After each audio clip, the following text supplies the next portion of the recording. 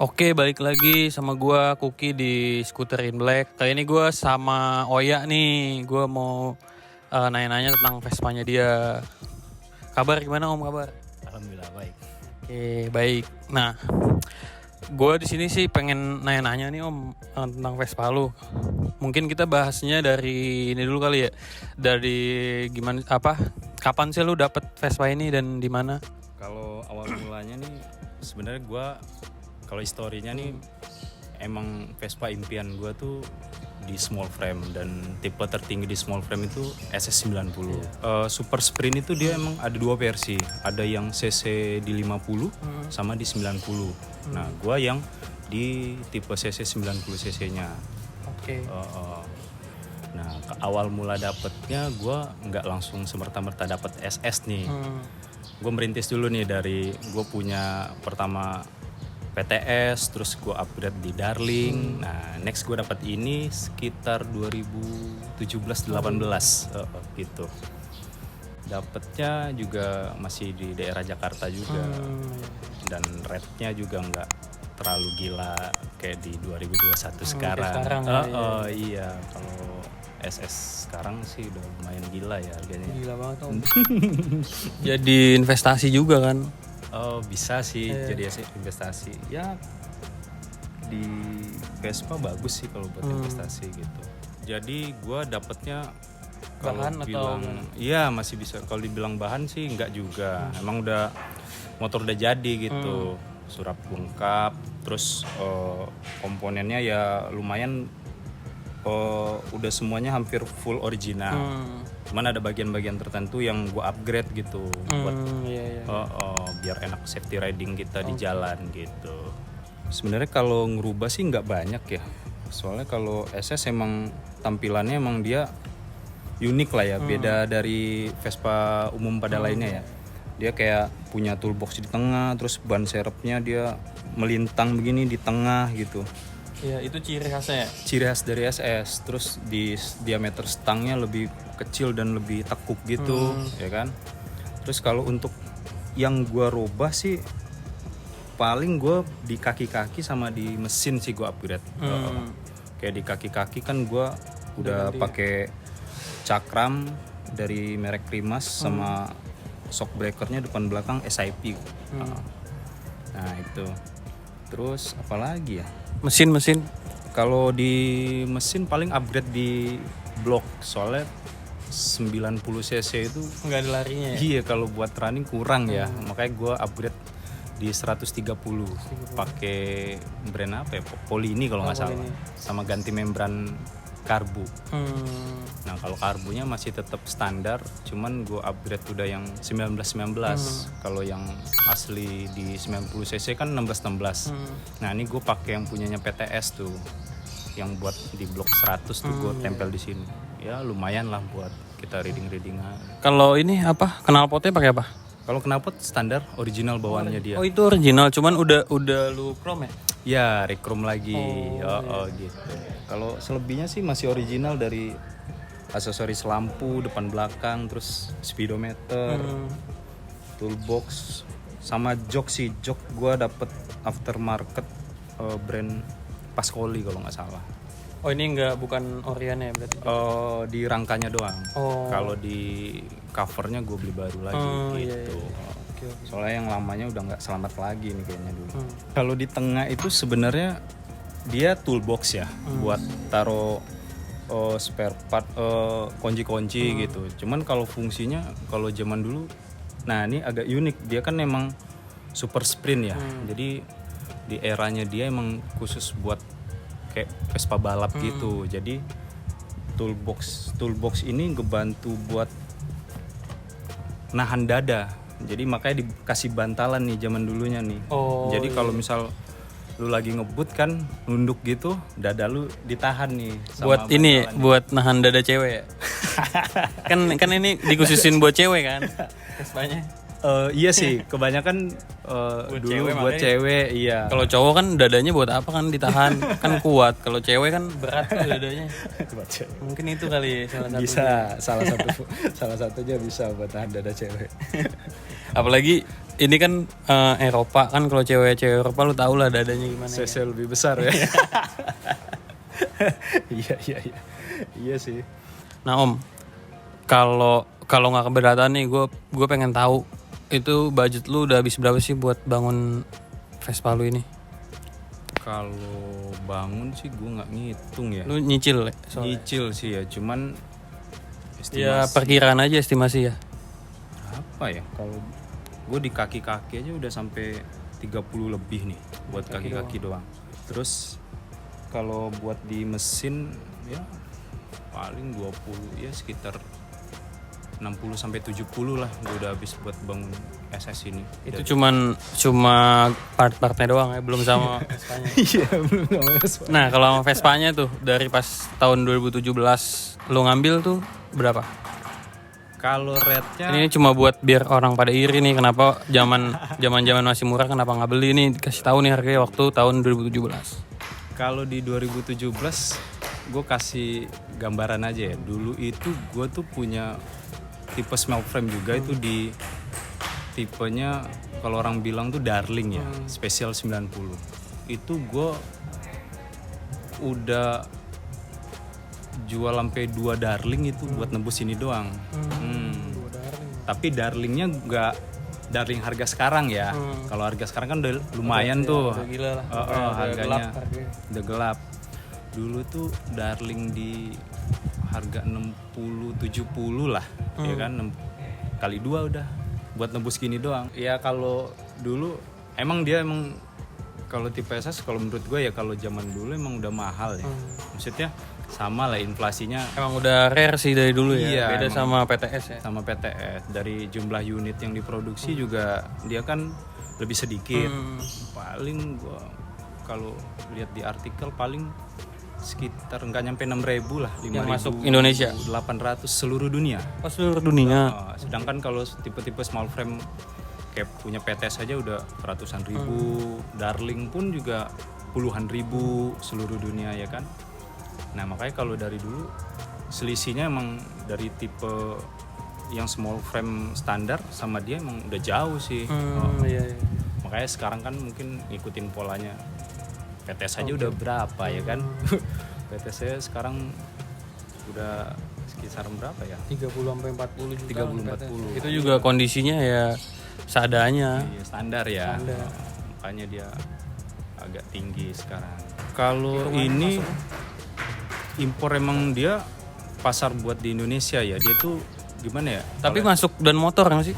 Oh enggak. Enggak, bukan ya. Dan berarti. motor kan masih di era 70 ke atas kan. Oh, belum. Ini aja terakhir Ini- tahun 70. Oh ini suratnya tahun berapa? 70. 70. Ini pokoknya SS terakhir dah ini. Oh berarti bukan keluaran dari dan motor ya? Bukan. Oh iya. Yang udah build up dari Italinya. Iya, Emang soalnya kalau SS itu emang ada versinya, setahu gue sih ralat ya, apa kalau gue salah ya, setahu gue sih ada 2 versi gitu, yang versi Itali sama versi New Zealand. oh iya. Kalau versi New Zealandnya itu dia lebih ke market Eropa, Jerman ke sana. Kalau yang Italia ya khusus buat di Italia sama ya pasar ke Asia, Oh, oke, termasuk oke, Indonesia oke. gitu. Nah gue termasuk yang emang marketnya Italia gitu dulunya. Oh iya. Bedain asli sama yang replikanya tuh dari mana sih biasanya? Oh, paling pertama ya yang paling penting tuh nomor rangka, nomor mesin. Nah itu kita harus jeli banget nih. Kalau SS sama misal kayak tipe biasanya kan SS tuh direpro dari PTS atau bahannya dari Vespa Darling gitu kan, atau Vespa Primavera juga bisa ya kan. Iya.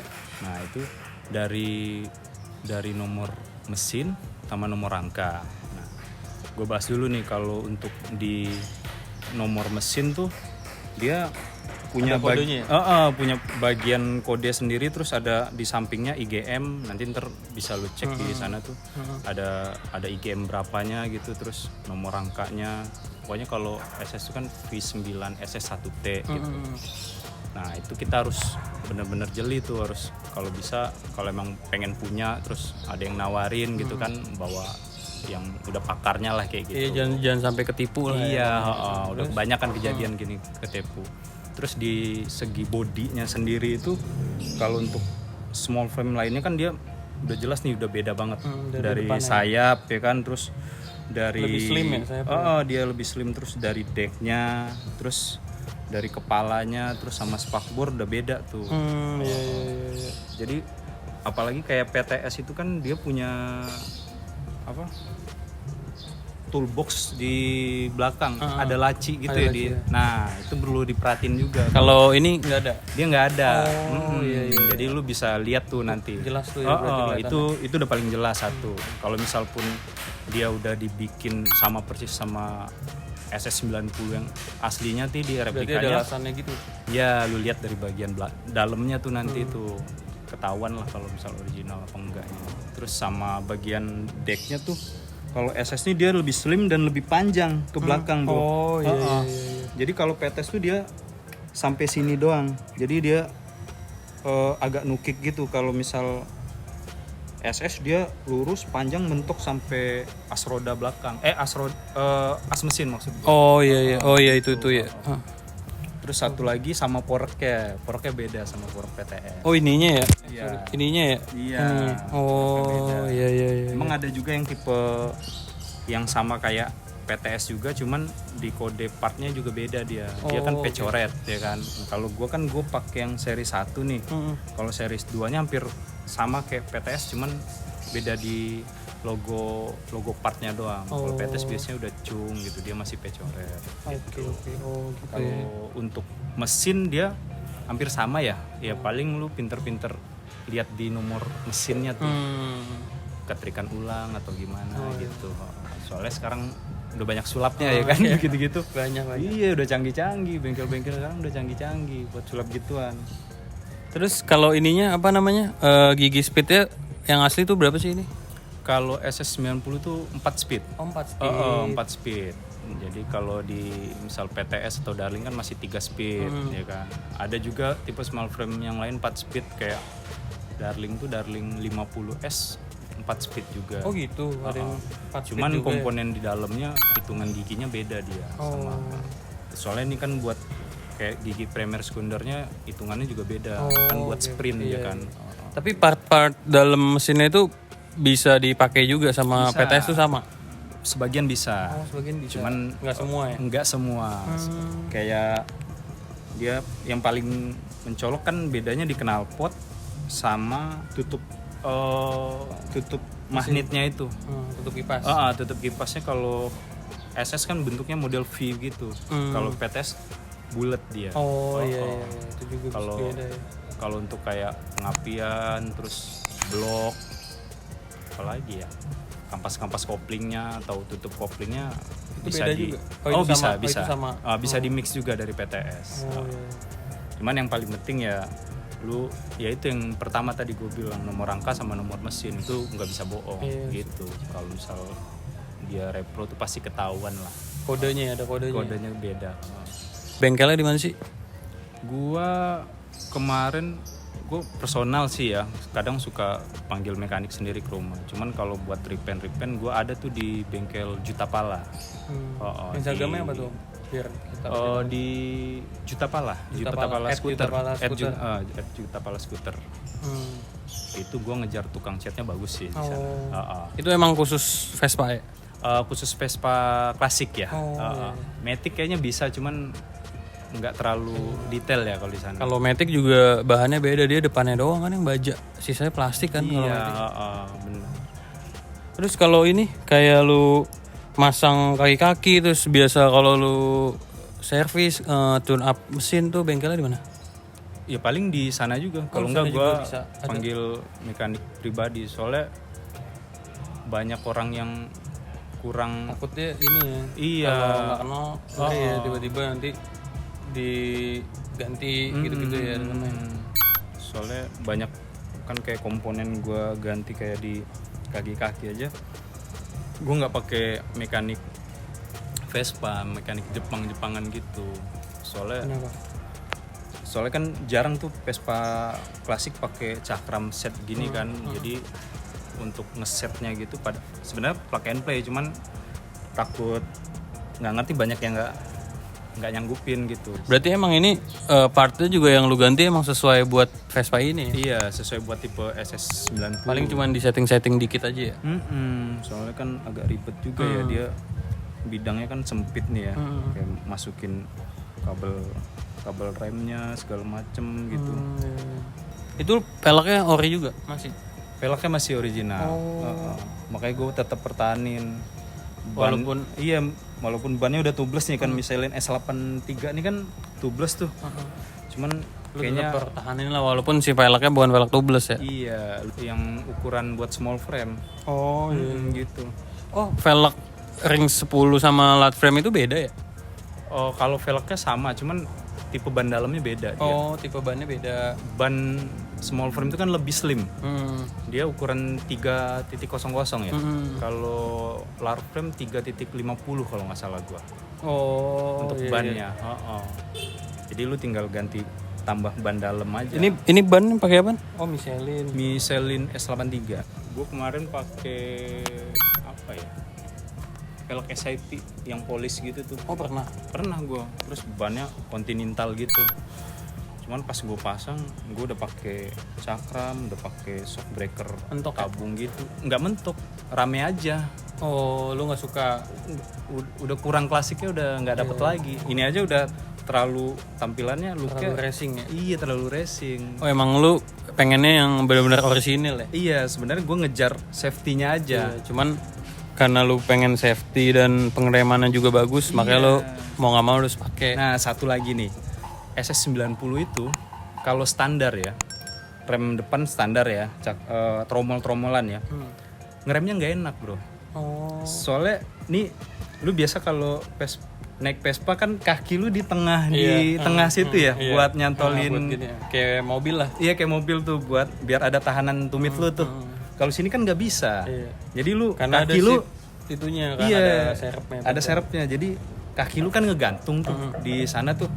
Gak enak bro, lu nahan mulu. Nah, makanya gue coba gue pasangin cakram, jadi enak. Kalau misal gue ngerem, gue nggak mesti standby di berarti sekarang kalau lu naik ini rem utama lu malah rem depan. Iya, deh kayak naik Matic biasa gitu.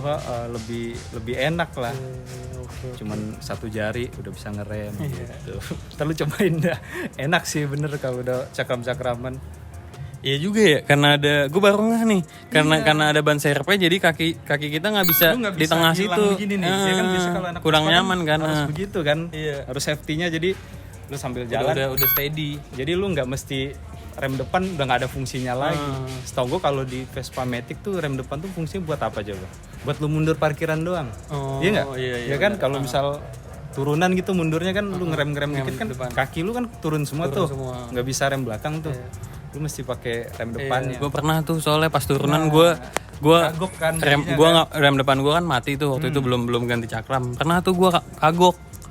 Akhirnya mundur, jadi gue nahan pakai tangan gini. Iya, bingung. Terus kan sambil gue naikin gigi akhirnya. Ya itu. Makanya tapi kalau ada rem depan masih ada. Lu sambil pegang depan gitu, kaki lu bisa turun dua-duanya, sambil ya kan? naikin gigi lagi.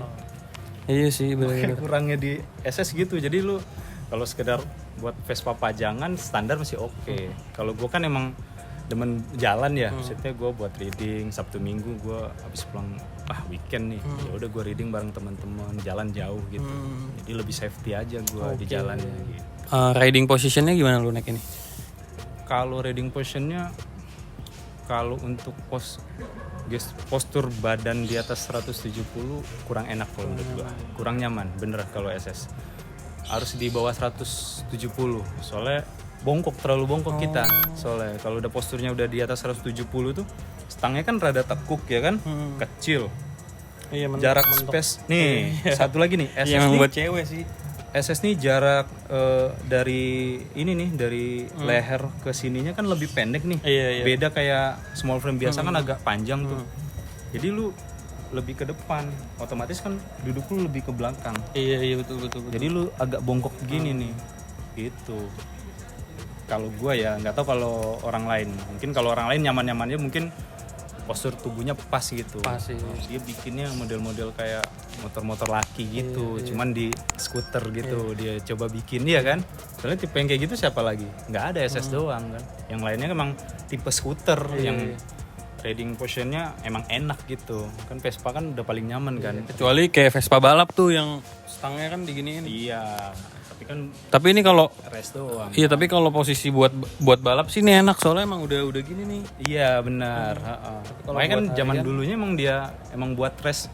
Oh gitu. Iya, lu coba deh cari artikelnya, dia emang buat balap trek lurus gitu, buat kenceng-kencengan drag di ya, era-era 60-an gitu kan lagi orang brand-brand otomotif kan lagi gencar-gencarnya nih yang roda 2 nih.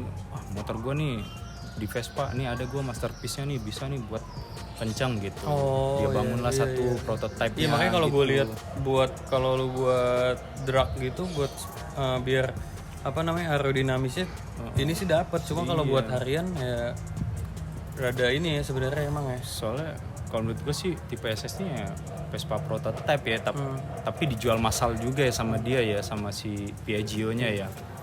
Tapi nggak banyak dia, mungkin nggak laku. Udah harganya dari dulu kan emang udah mahal dari tipe yang lain.